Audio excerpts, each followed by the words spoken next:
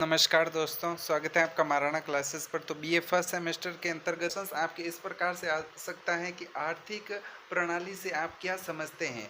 तो देखिए, किसी समाज के अंदर या किसी भौगोलिक क्षेत्र के अंदर उत्पादन संसाधनों के नियतन तथा वस्तुओं एवं सेवाओं के वितरण को आर्थिक व्यवस्था या आर्थिक प्रणाली है जो आपके कहा जाता है। इस प्रकार से है जो आपको ये ध्यान में रखना है। क्वेश्चन है आपके, अर्थशास्त्र को परिभाषित कीजिए। तो देखो, अर्थशास्त्र एक वृहद विषय है जो उत्पादन, उपभोग, बचत, विनियोग, मुद्रास्फीति, रोजगार, बेरोजगारी, राष्ट्रीय आय, प्रति व्यक्ति आय, अंतर्राष्ट्रीय व्यापार, जीवन की गुणवत्ता, मौद्रिक नीति, राजकोषीय नीति आदि से संबंधित प्रसंगों का है जो आपके अर्थशास्त्र के अंतर्गत अध्ययन है जो किया जाता है। तो इस प्रकार से ये क्वेश्चंस भी आपके आ सकता है। इंपॉर्टेंट क्वेश्चंस हैं आपके। देखो, सीमांत उपयोगिता ह्रास नियम को परिभाषित कीजिए। तो देखो, सीमांत उपयोगिता ह्रास नियम के अनुसार जैसे जैसे हम किसी वस्तु का अधिक उपभोग करते हैं, उस वस्तु की प्रत्येक अतिरिक्त इकाई द्वारा उत्पादित संतुष्टि की मात्रा है जो घटती जाती है। किसी उत्पादन की अतिरिक्त इकाई के उपयोग से प्राप्त उपयोगिता में परिवर्तन को है जो सीमांत उपयोगिता के नियम के रूप में जाना जाता है। जैसे आपने फर्स्ट बार है जो कोई चॉकलेट खाई तो आपको बहुत अच्छी लगी, सेकंड बार खाई तो उससे है जो कम अच्छी लगी, फिर थर्ड बार खाई, फिर फोर्थ बार खाई, तो इस प्रकार है जो उसकी उपयोगिता घट गई। तो ये है जो आपके सीमांत उपयोगिता नियम हो जाएगा।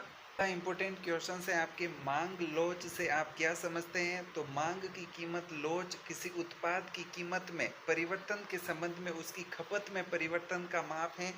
एक वस्तु पूर्णतः लोचदार होती है यदि उसकी कीमत लोच अनंत हो, यदि न्यूनतम मूल्य परिवर्तन के साथ भी मांग में पर्याप्त परिवर्तन होता है, यदि मूल्य लोच एक से अधिक है तो वस्तु लोचदार है, यदि एक से कम है तो वह अलोचदार है। तो इस प्रकार से ये आपके हो जाएगा। अगला इंपॉर्टेंट क्वेश्चन है आपके। देखो, लाभ का मजदूरी सिद्धांत क्या है।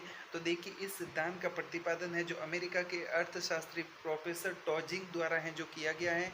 इस सिद्धांत के अनुसार लाभ एक प्रकार की मजदूरी होती है जिससे है जो उद्यमकर्ता को उसकी सेवाओं के बदले है जो चुकाया जाता है। प्रोफेसर टॉजिंग के शब्दों में लाभ उद्यमकर्ता की वह मजदूरी है जो उसे उसकी विशेष योग्यता के कारण है जो प्राप्त होती है। इस सिद्धांत के अनुसार श्रम और उद्यम में पूर्णतः है जो आपकी समानता पाई जाती है। तो इस प्रकार से ये है जो आपके सिद्धांत हो जाएगा।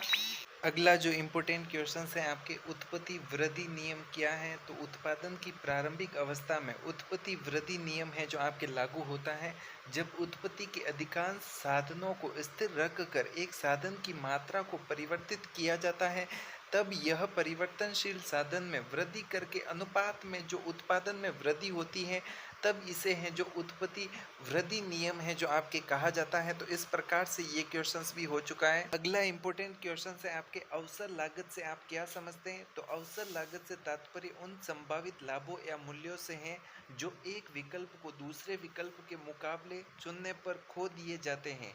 यह अगले सबसे अच्छे विकल्प की लागत है जिसे किसी विशेष कार्रवाई को आगे बढ़ाने के लिए त्यागना पड़ता है। तो इसे है जो आपके अवसर लागत कहा जाता है। आपके समूह संतुलन क्या है। तो समूह संतुलन, चैम्बरलिन ने माना है कि समूह की सभी फर्मों की मांग और लागत की स्थिति समान है, इसीलिए जब संतुलन की स्थिति होती है तो सभी अपने अपने उत्पादों की समान मात्रा का उत्पादन करती हैं और उन्हें समान कीमतों पर बेचती हैं। तो इस प्रकार से है जो आपका समूह संतुलन भी हो जाएगा। क्वेश्चन हो जाएगा आपके, मजदूरी को परिभाषित कीजिए या मजदूरी से आप क्या समझते हैं। तो देखो, मजदूरी की परिभाषा का तात्पर्य श्रम सेवाओं के लिए मौद्रिक मूल्य निर्दिष्ट करना है। मजदूरी को श्रम की कीमत के रूप में जाना जाता है। वेतन प्रति घंटा दैनिक या साप्ताहिक आधार पर हो सकता है। अपने सरलतम रूप में मजदूरी एक निश्चित कर्मचारी को नियोजित करने की प्रति घंटा लागत है। तो ये है जो आपकी मजदूरी की परिभाषा है जो हो जाएगी।